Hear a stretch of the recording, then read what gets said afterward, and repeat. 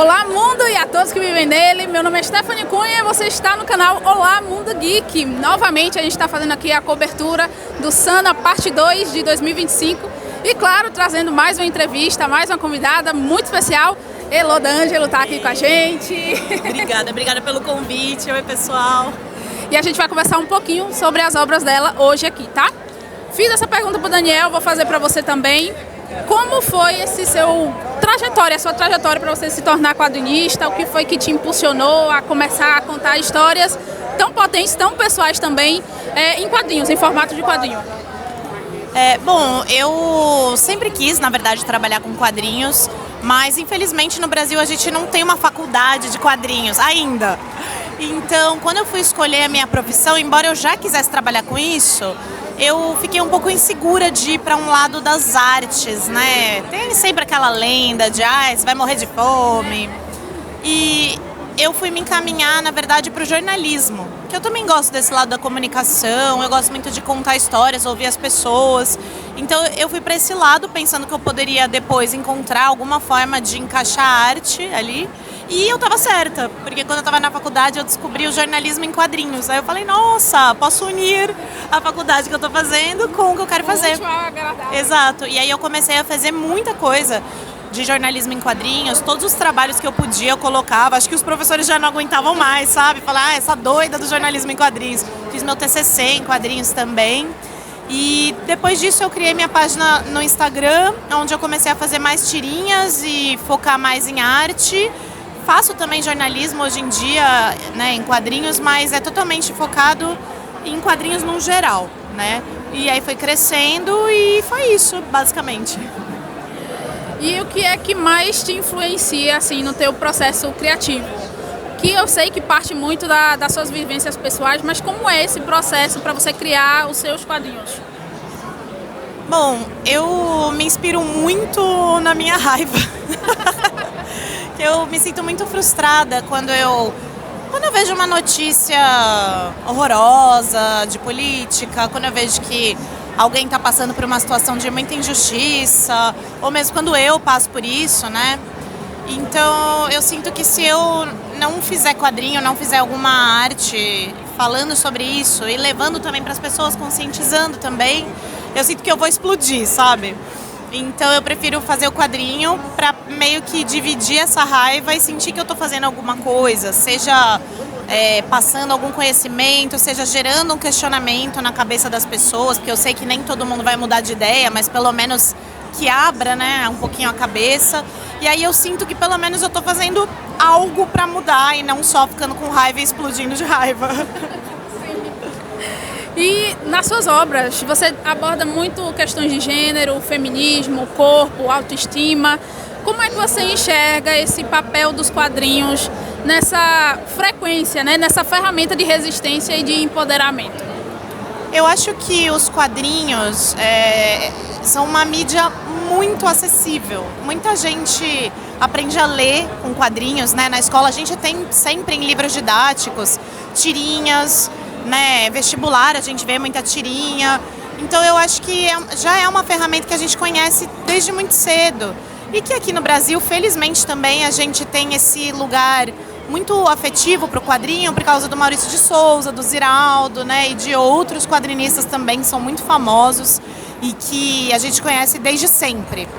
Então quando a gente usa o quadrinho, é como se a gente unisse esse lado de ser uma mídia muito didática com o lado dele ter um espaço afetivo pra gente.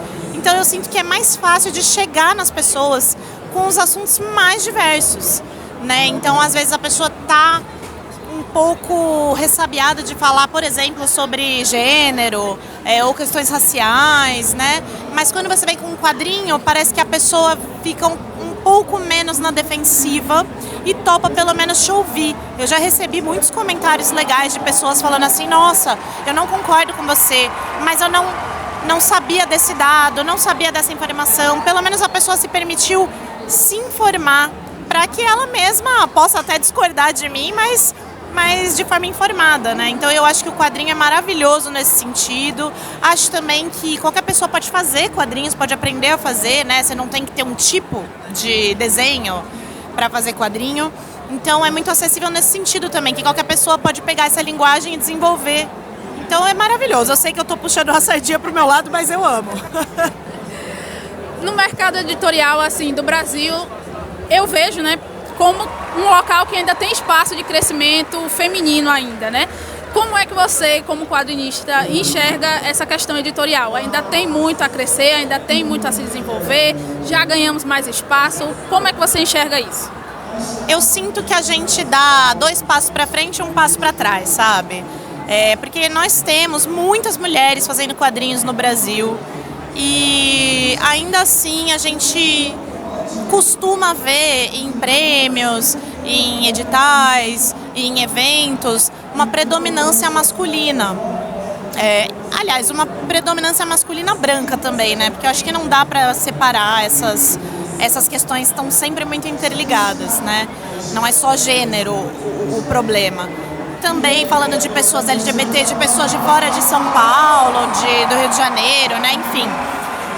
E aí o que eu tenho sentido é que esses grupos têm se unido, né? A gente tem se unido para cobrar desses espaços, né? E aí a gente cobra e os espaços falam, beleza, vamos então inserir mais pessoas.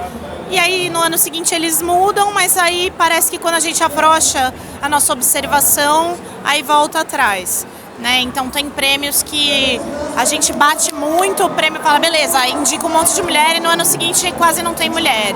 Então o que eu sinto é que falta consistência, permanência dessas ações que tragam esses grupos, né, para os eventos, para os prêmios, para o mercado editorial. E que não seja só uma coisa de modinha, tipo, tá todo mundo falando disso, vamos fazer uma coletânea só de mulher e ano que vem vamos continuar publicando só homem. Não, isso precisa ser uma política mesmo, nem que seja uma coisa consciente. Todo ano a gente tem que ter 50% de autoras mulheres, por exemplo, na nossa editora ou no nosso prêmio, né? Porque senão a gente não vai mudar mesmo. Realmente. O quadrinho que eu queria e eu acabei esquecendo e já esgotou, mas tudo bem, que é Nos Olhos de Quem Vê. Você trata de um tema muito interessante que pra mim, eu me identifiquei muito, que é essa questão de padrão de beleza, de gordofobia, e você trata esse assunto que é bem delicado, de uma forma delicada, né? E qual foi pra você, assim, o processo de criação desse quadrinho e qual foi também o retorno das leitoras em relação a esse material também? Esse quadrinho, ele é meu livro preferido meu, eu gosto muito dele, justamente porque eu sinto que eu me coloquei muito no quadrinho, sabe? Eu comecei a escrever esse livro no fim da pandemia. Eu sempre fui uma pessoa que, da minha vida inteira, eu fiz muito esporte, exercício, porque eu gosto, só que na pandemia não estava conseguindo. E aí eu acabei ganhando um pouco de peso, mas o que deveria ser uma mudança normal do corpo, porque o corpo, às vezes a gente engorda, às vezes a gente emagrece, né? O que deveria ser normal me afetou muito negativamente. Eu fiquei me sentindo péssima, não conseguia participar de nenhum evento, sentia que eu precisava me desculpar por ter ganhado peso. Só que eu também não queria simplesmente emagrecer, sabe? Porque eu sabia que se eu emagrecesse, talvez aquilo ali, aquela sensação ficasse mais enterrada, mas se eu ganhasse peso de novo, que de novo é absolutamente normal, ia voltar. Então eu resolvi escrever esse livro. É um livro em que eu analiso não só essa questão do peso, como também várias questões físicas, cabelo, a pele, questões de entrar na puberdade, né? E, enfim, várias questões. E falo sobre tudo isso numa perspectiva de desabafo e questionando essas coisas, né? Por que o padrão de beleza é focado em mulheres magras, sem pelos, pequenas, com cabelos lisos, né? Porque é um padrão de beleza racista, gordofóbico, LGBTfóbico, que não prevê mulheres fortes, que não quer que as mulheres sejam grandes, ou seja, não quer que elas ocupem espaço, que elas apareçam.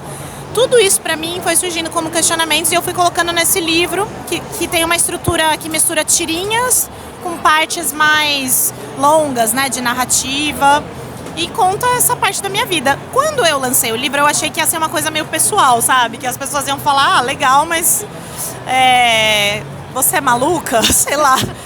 Mas muita gente se relacionou. As pessoas falam muito que elas gostariam de ter lido isso na adolescência, porque é um livro que fala muito sobre puberdade, né? Quando a gente começa a se ver mais como um começo da vida adulta, né? Sai da infância e tal, e o corpo muda. E uma coisa que me surpreendeu muito foi os homens terem se identificado. Porque eu achei que ia ser uma coisa também mais feminina, né?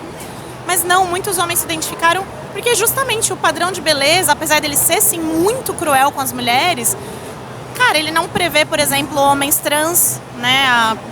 A existência dos homens trans para esse padrão é muito absurdo, né? Enfim, os homens negros também têm uma questão de autoestima terrível, porque ao mesmo tempo que rola uma sexualização dos corpos negros, o homem negro nunca é o escolhido dentro do padrão de beleza, né? Então tudo isso está muito misturado e é claro, eu falei da minha experiência, lógico, não vivi essas questões, mas como eu falo do padrão de beleza num geral, as pessoas falaram, caramba, que legal que dá pra gente discutir, sabe? Eu senti que foi um pontapé inicial para muitas pessoas discutirem isso.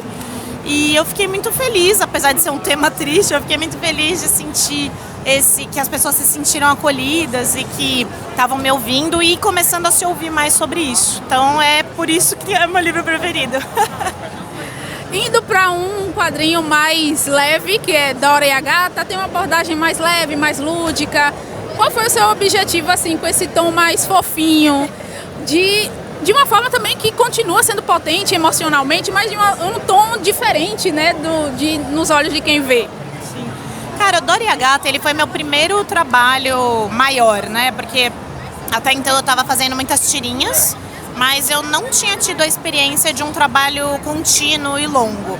E aí eu estava fazendo um curso de ilustração com a Psonha, que é uma quadrinista lá de São Paulo maravilhosa, e ela me incentivou muito. Ela falou, cara, faz o seu quadrinho, não importa se não ficar o melhor quadrinho de todos, faz um quadrinho com começo, meio e fim, um pouco mais longo, pra você ver que você consegue. Eu falei, quer saber? Eu vou fazer. E aí eu fiz ele num formato de meio que novela, sabe?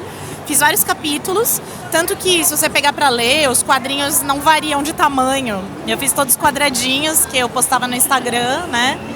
E eu queria fazer essa história com começo, meio e fim, e é uma história que eu comecei a pensar nela a partir do final. Eu tive a ideia do final, que eu não vou contar pra não dar spoilers, que é um final bem impactante, muda tudo que você entende até então da história.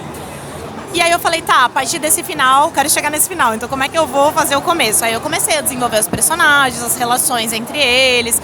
Foi a primeira vez que eu escrevi um roteiro também.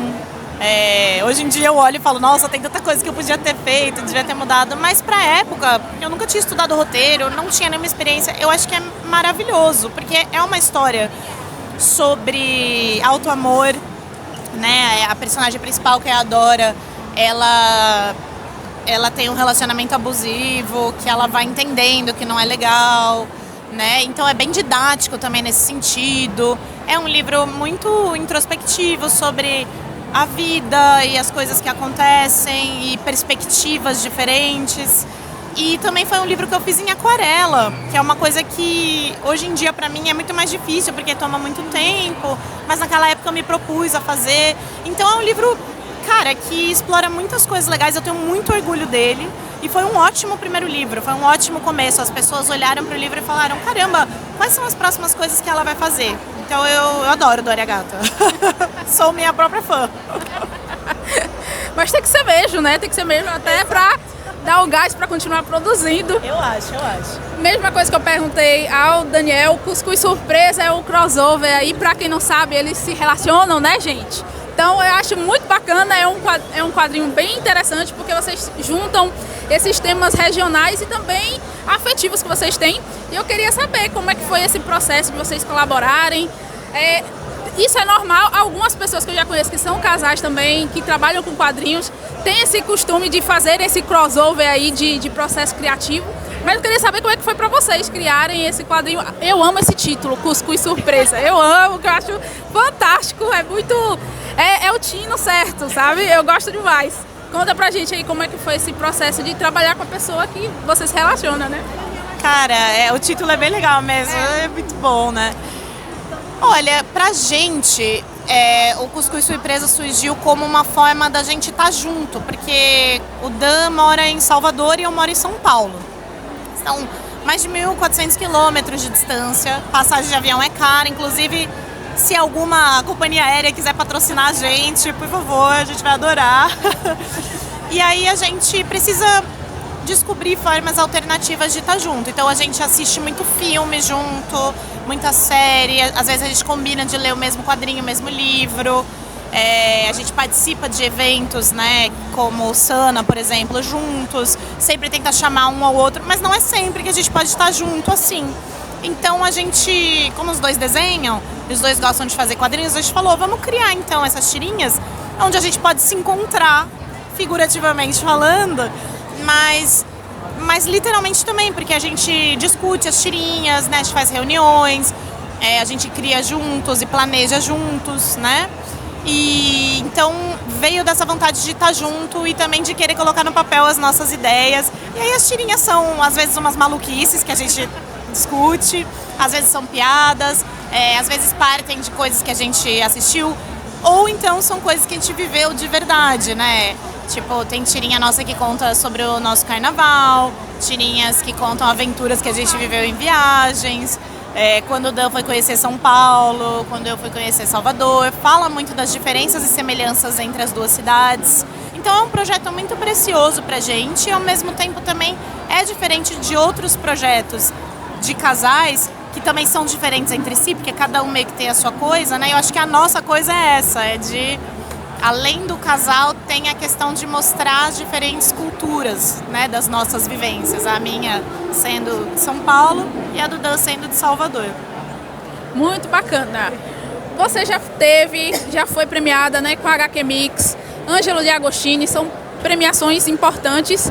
O que é que esses prêmios simbolizam, assim, significam para você, enquanto artista, enquanto mulher, nesse mercado editorial nosso dos quadrinhos? Bom, o Troféu HQ Mix, ele é um desses prêmios que eu mencionei que tem essa estrutura de melhorar muito de um ano para o outro e depois voltar atrás em relação à representatividade. E eu conheço o pessoal do prêmio, eu acho eles maravilhosos, eles sempre estão muito abertos, né, a ouvir. Mas no ano que eu ganhei o HQ Mix, justamente aconteceu isso, um grande retrocesso. Nesse ano, só eu e a cartomante, né, a Cecília, ganhamos prêmios sozinhas, só de mulher. E outras mulheres, as outras mulheres que ganharam, que se eu não me engano, se eu me lembro direito, foram só 2 ou 3, ganharam em grupo. E é muito pouco, não reflete o mercado editorial, né? Quando eu ganhei o prêmio, eu subi no palco e fiz um discurso sobre isso. Falei que não dá pra gente ser assim. Eu fico muito honrada de ganhar o prêmio, mas eu não posso ser a única ou uma das únicas mulheres, né? Se a gente pensar em população brasileira, pelo menos metade da população é feminina, né? Então não dá. E então pra mim foi muito importante ter ganhado até pra poder dizer isso, né? Me posicionar. E depois até achei muito legal que no ano seguinte o prêmio fez um baita no esforço para melhorar e melhorou muito. Tanto que não só em representatividade feminina, mas de outros estados, questões raciais, LGBT, melhorou demais.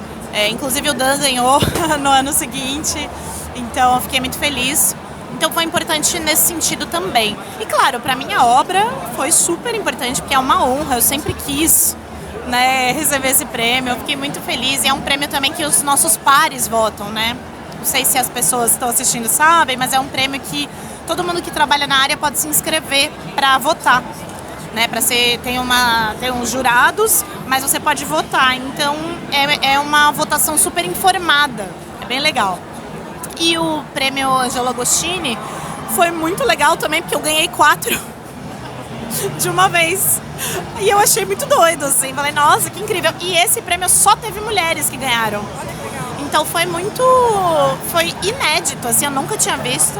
E aí rolaram umas reclamações, né? Tipo, ai, mas só tem mulher e tal. E aí na época eu brincava, eu falava assim, ué, mas homem faz... Nós dominamos o mundo. Nós dominamos o mundo. Eu falava, mas homem faz quadrinho? Sabe, brincando, né? Claro, não pode também ser assim, né? Mas foi interessante, foi uma utopia maluca aí. Então foi legal.